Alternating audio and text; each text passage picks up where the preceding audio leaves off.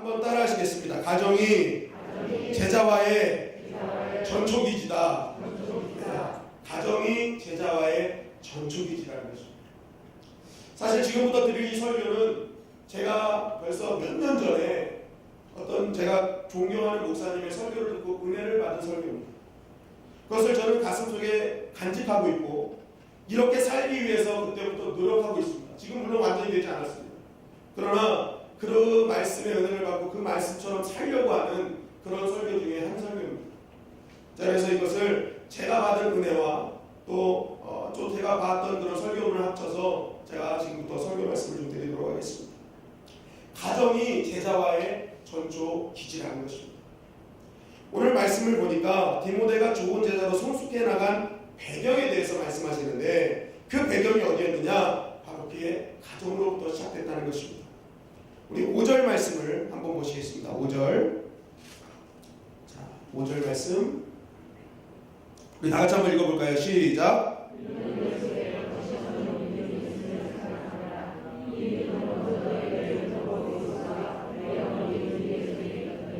내 속에도 있는 줄을 확신하노라.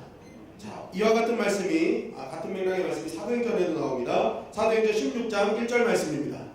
우리 다 같이 읽겠습니다. 시작. 우리 디모데라는 제자가 있으니 그 어머니는 믿는 유대 여자요 아버지는 헬라인이라. 네, 성경에 보니까 이 디모데의 가정에 대해서 얘기하는데 디모데후서 1장 5절에 보니까 내 속에 거짓이 없는 믿음이 있대요. 디모데 안에 거짓이 없는 믿음이 있는데 그 믿음이 어디서부터 시작됐느냐? 내 외조모 로이스와 내 어머니 유니게 속에 있었다. 유니게 속에 있더니 내 속에도 있는 줄 아시죠? 그러니까 내 외조모 로이스와 내 어머니 유니게 속에 있던 믿음이 그대로 너에게 의식된다. 그리고 뭐라고 사도행전 16장 1절에 말씀하는데 뭐라고 합니까? 그 어머니는 믿는 유대 여자. 원래 믿는 자가 아니었고 유대교 신봉주의였어요. 그런데 이 유대교 여인이 그리스도를 믿는 유대인으로 바뀌었다는 것입니다. 언제 바뀌었느냐? 아마도 예상하기는 사도행전 16장 1절이잖아요. 14장 때 디모데와 함께 바울의 사역을 보고 바뀌었지 않았을까라는 그런 해석이 있습니다. 그때까지는 유대인이었는데 유대교 사람이었는데 사도 바울의 그런 복음의 사역을 보고 이 어머니와 함께 디모데가 변하지 않았을까라는 그런 신학자들의 이야기도 있습니다. 어쨌든 디모데는 그냥 어디서 뚝 떨어진 신앙이 아니라 그의 외조모와 어머니의 신앙의 유산을 받고 그대로 믿음의 사람이 되었다고 강조하고 있습니다. 특히 바울은 그들의 믿음을 거짓 없는 믿음이라고 얘기합니다. 거짓 없는 믿음. 여기서 거짓 없는 믿음이라는 것을 영어로 보면요, 그 신성실한 믿음, 진실한 믿음이라는 단어를 사용하고 있습니다.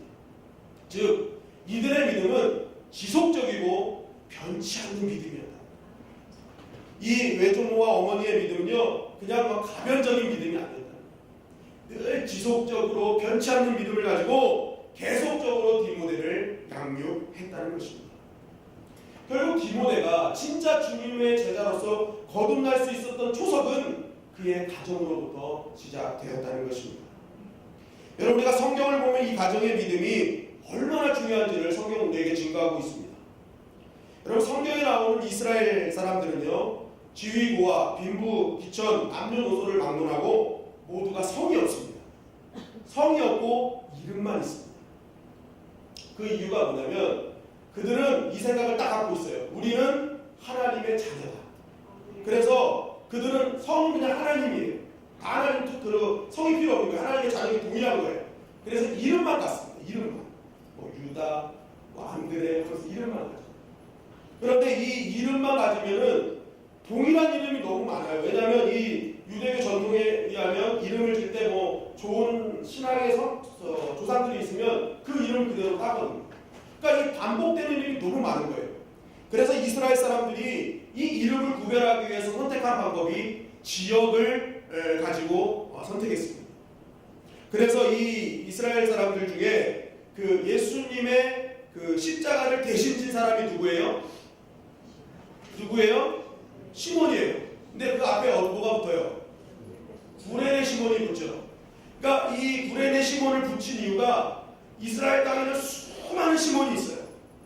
그런데 그 중에서도 십자가를 지은 시몬이 누구냐? 구레네 출신의 사람 시몬이었다라고 얘기를 하는 것입니다. 시몬이었다 얘기하는 것입니다. 여러분, 은삼순양을 받고 예수님을 팔아넘긴 사람이 누굽니까? 유다죠. 유다. 그런데 성경은 앞에 뭘 붙여요? 가롯을 붙이죠. 가롯이 무슨 뜻일까요? 지역입니다. 지역. 그러니까 이스라엘 땅에 수많은 유다들이 있어요. 그런데 그 수많은 유다 중에 예수님을 팔아넘긴 나쁜 유다는 누구라는 거예요? 가롯 출신의 유다라는 거예요. 가롯 출신의 유다가 그 예수님을 팔아넘겼다라고 이야기하는 것입니다. 근데 이와는 별도로 또 한 가지가 있습니다. 이스라엘 사람들이 이름을 구별하는 또 다른 방법은 바로 누구의 자식인지를 밝히는 겁니다. 예를 들면 저희 아버님이 권자, 제자, 원자. 그렇죠? 그러면 권재원의 자녀 권성민 이렇게 말하는 겁니다. 이렇게 얘기하는 겁니다. 그러니까 누구누구의 자녀 누구누구라고 얘기할 때 또 이제 이스라엘 사람들이 이렇게 구분을 합니다. 그런데 이 두 가지의 특징이 있어요. 출신 지역으로 얘기할 때는 외적인 구별만 합니다. 외적인 구별. 어디 출신이야 라고 얘기하는데 이 누구누구의 자녀라고 얘기할 때는요 내적인 구별이라는 거예요. 그 사람의 인격이나 그 사람의 신앙의 수준이 그 아버지로부터 나왔다 라고 얘기할 때 그 자녀, 그 아버지의 이름을 이야기하는 거예요. 그러니까 단순한 외적 구별이 아니라 당신은 누구누구의 자녀입니까? 물어볼 때는 당신은 어떻게 당신 아버지가 누구길래 당신은 이렇게 훌륭한 인격의 사람이 되었습니까? 라고 묻는 거죠. 또 평평한 사람한테도 당신은 누구의 자녀야? 그럴 때는 도대체 너희 부모는 어떤 사람에게 널 이렇게 키웠어? 라고 이야기를 하는 것입니다. 자, 요한복음 13장 2절을 우리 한번 보겠습니다. 요한복음 13장 2절 우리 다 같이 읽겠습니다. 시작.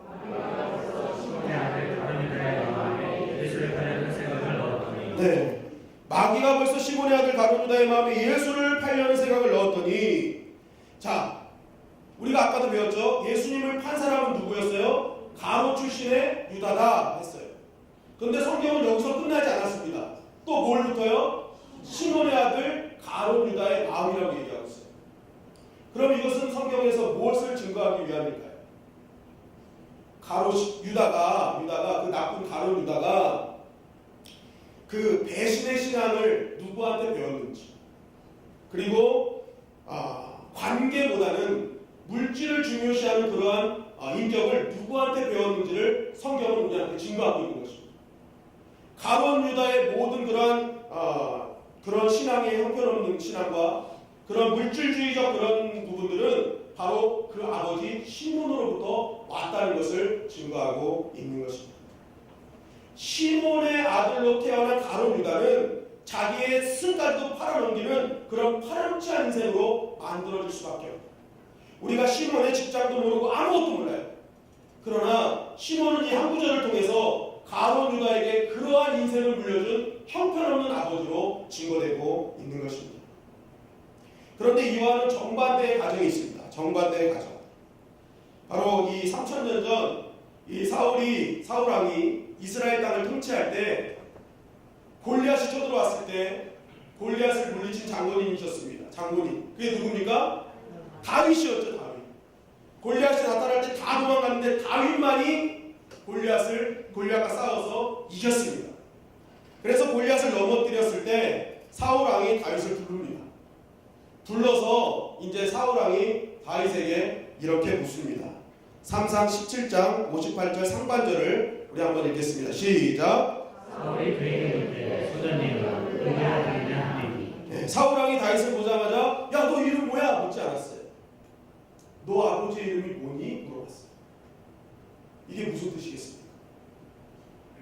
너 골리앗이랑 싸울 수 있었던 그 용맹함, 만군의 여호와의 이름으로 나가는 그 신앙, 도대체 그걸 가르쳐준 너 아버지가 누구야? 너 누구야? 너희 아버지 도대체 누구야? 그랬더니 사무엘상 17장 58절을 통해서 다윗이 이렇게 증거합니다. 우리 다 같이 읽겠습니다. 시작. 다윗이 대답하되 나는 주의 종 베들레헴 사람 이새의 아들이니라. 네, 저는 베들레헴 사람 이새의 아들입니다 라고 얘기한 것입니다. 자, 그렇다면 다윗의 이 고백 속에 어떤 의미가 함축되어 있습니까? 한번 생각해 보세요. 아까 신혼과는 완전히 다르죠. 내가 국가의 위기 앞에 욕망에게 나갔던 그 강심장은 누구로부터 왔다는 거예요? 나의 아버지 이새로부터 왔다는 것입니다. 내가 이 국가의 위기 앞에 그런 골리앗을 내 힘으로 나가지 않고 만군의 여호와의 이름으로 나갈 수 있었던 이유는 우리 아버지 이새의 신앙 때문이었습니다라고 다윗은 지금 이야기를 하고 있는 것입니다.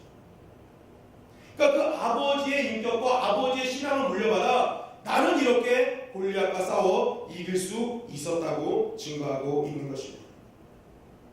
그렇다면 다윗이 그토록 자랑스럽게 여겼던 이새, 그 아버지 이새는 어떤 사람이었을까요? 마태복음 1장 5절에 이렇게 증거합니다. 우리 다 같이 읽겠습니다. 시작. 살몬은 라합에게서 보아스를 낳고 보아스는 룻에게서 오벳을 낳고 오벳은 이스를 낳았다. 네, 족보를 통해서 증거합니다. 이새가 어떻게 등장했는지에 대해서 얘기하는데 살몬은 라합에게서 보아스를 낳고 보아스는 룻에게서 오벳을 낳고 오벳은 이새를 낳고 증거하고 있어요. 즉 이새는 라합의 증손자요 롯의 손자요 오벳의 아들이었다는 것입니다. 여러분 라합은 누굽니까? 라합 출애굽할 때 어때요? 이스라엘 백성의 가나안 유성을 도왔던 여장부입니다. 여장부 아닙니까? 그러니까 여리고 제인의 신앙 여인이 라합입니다.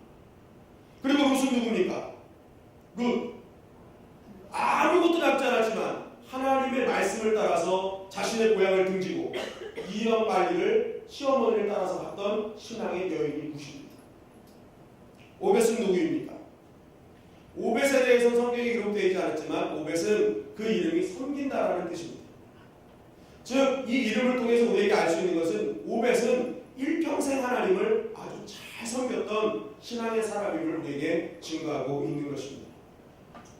자, 그렇다면 우리는 이 족보를 통해서 한 가지 깨달을 수 있죠. 다윗이 그토록 자랑했던 이새, 그 이새 아버지의 신앙과 인격을 통해서 다 이렇게 됐습니다 하는데 그 이새는 누구를 통해서 됐냐는 거예요. 바로 그의 증조모 라합의 믿음, 또 그의 할머니 룻이 하나님을 향한 일편단심의 그 모습, 아버지 오벳의 바른 섬김이 이새를 만들었다는 것입니다. 결국 다윗왕을 만든 이새는요, 이새 혼자 된 것이 아니에요. 그의 아버지, 할머니, 증조할머니에 이르기까지 수많은 조상들, 그 가정의 계대의 믿음을 통해서 이새가 이루어지게 된 것입니다. 그리고 나가서 그 밑에 누가 태어난 거예요? 다윗이 태어나게 되었던 것입니다. 한마디로 다윗도 골리앗과 싸우고 있었던 그 용맹함은 무엇을 통해 일어난 거예요? 고조 할머니 라합, 증조 할머니 룻, 그리고 또 누구예요? 할아버지 오벳, 아버지 이새에 걸친 그 신앙을 통해서 다윗이 만들어졌다는 것입니다. 그러니까 다윗은 골리앗과 싸울 때 혼자 싸운 게 아니에요. 누구랑 싸운 것입니까? 첫째는 하나님이 함께 하셨고, 둘째는 그 안에 누가 있었어요? 고조 할머니 라합의 믿음이 있었습니다. 그 안에 또 누가 있었어요? 증조 할머니 룻의 믿음이 있었죠. 또 누가 있었어요? 오벳의 믿음이 있었어요. 그리고 이새의 믿음이 있었던 것입니다. 다윗이 진정한 제자로, 군사로, 자녀로 성장하는 유일한 힘은 바로 그의 가정 속에서 일어나게 되었던 것입니다. 여러분, 우리가 사는 이 세상을 보면 시몬의 아들 가룟 유다 같은 그러한 삶을 살아가는 사람이 있습니다. 그리고 어떤 사람은 베들레헴 사람 이새의 아들 다윗과 같이 살아가는 사람이 있습니다. 이 두 사람의 차이는 어디서부터 시작되었겠습니까? 그들이 학교에서 잘못 배워서 차이가 났을까요? 친구들을 잘못 사귀어서 차이가 났을까요? 바로 두 사람의 차이는요, 가정에서부터 차이가 나기 시작했다는 것입니다. 자, 영상을 하나 준비했습니다. 영상을 함께 보시죠. It's sort of the essence of Christianity. So I thought when people say, "Hey, what's that verse?" they look at this one. They'll see it, and hopefully, some people look at it who might not. Go ahead and quote it verbatim right now. For God so loved the world that he gave his only begotten Son, that whosoever believes in him will not perish but have everlasting life. Put a wall of protection around me and my teammates today, and we go out there and we can honor you with everything we do and say, I love you in Jesus' name, amen.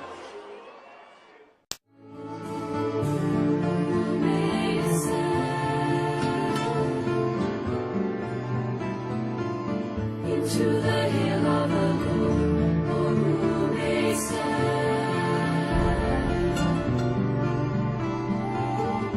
in his holy place, who may stand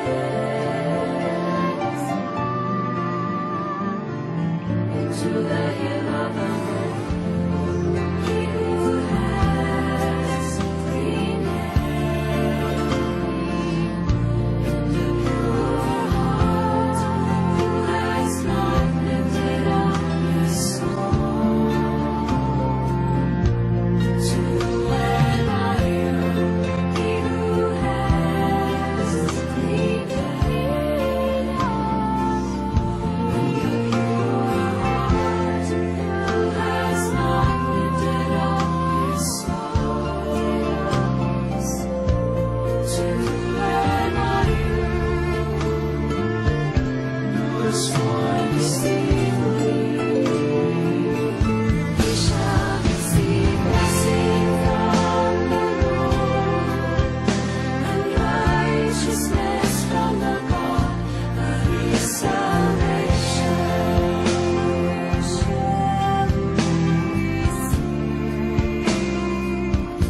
Shall receive blessing from the Lord, and righteousness from the God of his salvation.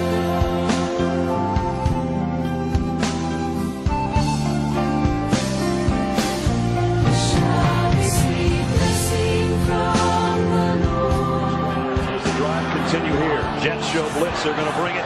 Tebow trying to run around the corner. Tebow's got a first down and more. He might score. Touchdown!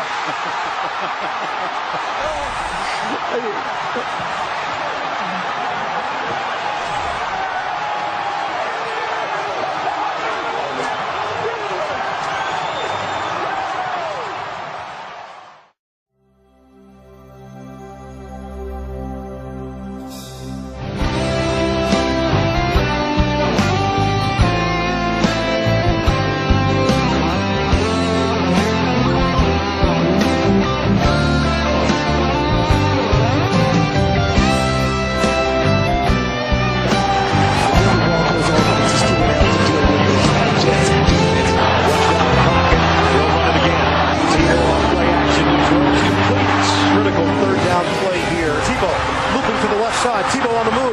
10-yard line, 5-yard line. It's Tebow time! Touchdown! He's playing winning football. Let's give the man credit. Tim Tebow has done it again! Tebow throws. Touchdown Broncos! Tebow with a strike to put Denver right back in it. Tebow. Deep ball brought in by Decker. Kick on the way, and it is over in San Diego. Shaking on tacklers. How about that play from Tebow? Touchdown for Denver!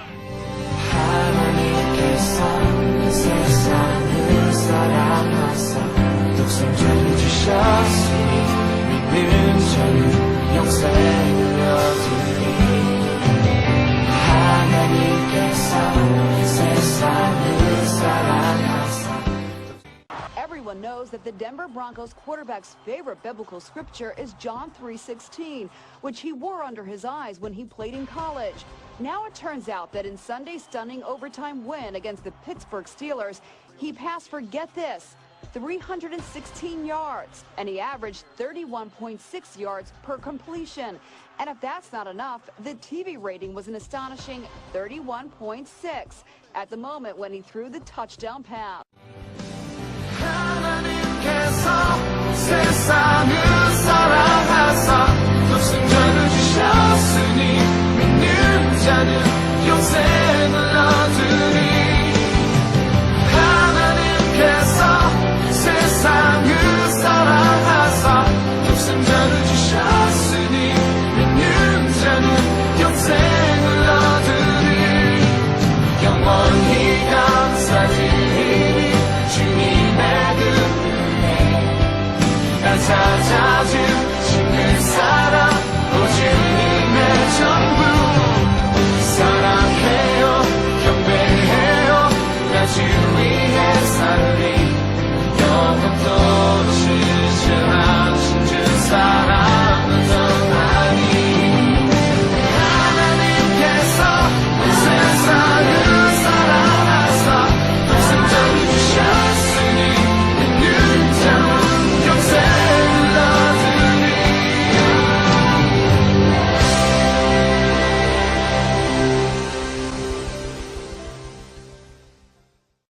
그다음에 이제 미국 미식축구 선수 팀 티보라는 사람인데 뭐 영상을 많이 보셨을 거예요. 근데 이 사람이 이제 굉장히 신앙이 좋잖아요. 하나님께서 아이 패치 못하게 하니까 그의 그 운동신경으로 3장 16절을 그냥 막 보여주시는 역사. 그러니까 이게 아까 나온 뉴스 화면이거든요. 이게 진짜 그의 실력인가, 진짜 하나님이 살아계셔서 그를 인도하신 건가 하면서 뉴스에서도 막 방송이 됐어요. 그 정도로 이 티보는 강력한 신앙의 사랑으로 많은 이들에게 영향력을 줬습니다. 그런데 이 티보가 사실은 그냥 하늘에서 떨어진 신앙인이 아니라 누구냐? 바로 필리핀 민다나오에서 그 아이들을 가르치는 선교사님의 아들입니다. 이 선교사 부부의 아들인데 이 어린이 선교 굉장히 힘든 시기였거든요. 어린이 선교를 할 때 이 아버지가 소원 기도를 합니다. 당신이 또 다른 선교사가 필요하다면 그 아이를 주시고 그 아이를 팀이라고 이름 짓겠습니다라고 이제 서원을 했어요. 그런데 이제 그렇게 서원하고 나서 15년이 지나서 4명의 자녀가 있는데 5번째 아들로 바로 이 팀 티보를 주신 것입니다. 그런데 이 아이가 태어날 때 좀 문제가 생겼습니다. 뭐냐면 태중에서 이 어머니가 임신할 줄 몰랐어요. 그래가지고 이제 그 사역하는 중에 아메바성 이질에 걸려가지고 굉장히 위독한 상황에 있을 때 그걸 몰랐기 때문에 이것을 치료하기 위해서 강력한 치료 약물을 투여했습니다. 그러다 보니까 이 아이가 태반 조기 박리라는 상태에 있었고 종양 덩어리까지 감지가 됐습니다. 그래서 의사는 이 아이도 나오면 세상에서 버림받을 것이고 당신도 낳을 때 당신도 위험하니까 차라리 아이를 저기 하자 했는데 이 부모님은 하나님께서 주신 아이입니다 라고 해가지고 이 아이를 낳게 됐습니다. 그때부터 이 아이가 몸으로도 굉장히 약했는데 이 아이를 믿음 안에서 키우기 시작합니다.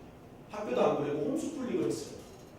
신앙 안에서 계속 키워서 얼마나 위대한 신앙 행복했는지 여자친구들이 만나면 다 도망가요. 여자친구들이 왜 도망갈게요? 네? 왜 도망가? 너무 신앙이 좋아서? 네. 이 사람은 여자친구를 사귈 때 항상 혼전, 순결, 서약서를 여자친구랑 같이 씁니다. 같이 써요. 같이 쓰고 나는데 문제는 쓰는 건 다 써요, 여자친구들이. 왜냐면 미국 미식축구 쿼터백이면 진짜 돈을 많이 벌어요. 정말 정치인보다 유명하거든요. 그러니까 딱 얼마나 좋겠습니까? 다 서명을 해요. 그런데 문제는 무엇이냐? 이 남자가 이걸 너무 성실히 지켜요. 믿음 안에서 너무 성실히 지키니까 여자들이 다 도망가 버려요. 그 정도로 이 팀 티보의 믿음은 강력한 믿음이었죠. 결국 우리가 이 말씀을 한번 도입해서 한번 볼 때 한번 보십시오. 팀 티보가 이렇게 세상 가운데 영향력 주는 인생으로 살아갈 수 있었던 힘은 어디서 나왔겠어요? 그는 그 필드에서 혼자 뛰는 것이 아니었습니다. 먼저는 살아계신 주님과 함께 뛰었습니다. 그는 날마다 기도하기 전에 이 필드에서 내가 뛸 때 나를 통해 주님을 보게 해달라고 항상 기도하고 뜁니다.